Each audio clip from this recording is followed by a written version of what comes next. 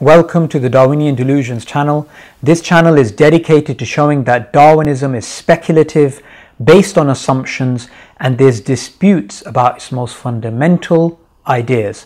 And we do this only using mainstream secular academics.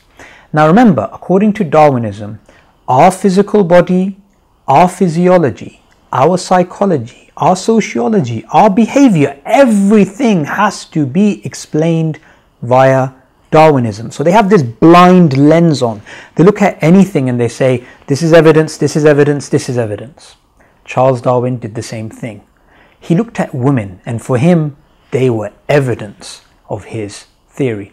Now what he said is this: if you put together a list of all the people involved in all, aspects of human knowledge, philosophy, science, history, and you're to make a comparison between the men and the women, you'd clearly see there's a lot more men involved than women. So women, according to him, were physically and mentally inferior to men.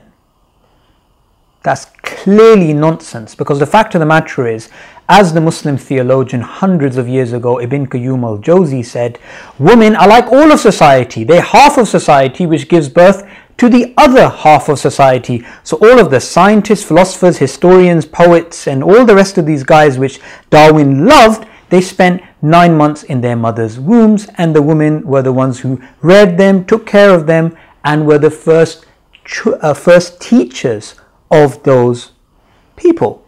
So the fact of the matter is this: there is a clear delusion in his mind, because he's just looking at the world from a naturalistic lens of survival and reproduction. What he needs to look at is virtues like kindness, empathy, and of course teaching. What's also interesting is not only was he deluded about women, when he looked at women, his delusion actually increased, because what he said was women are the missing links between males and children.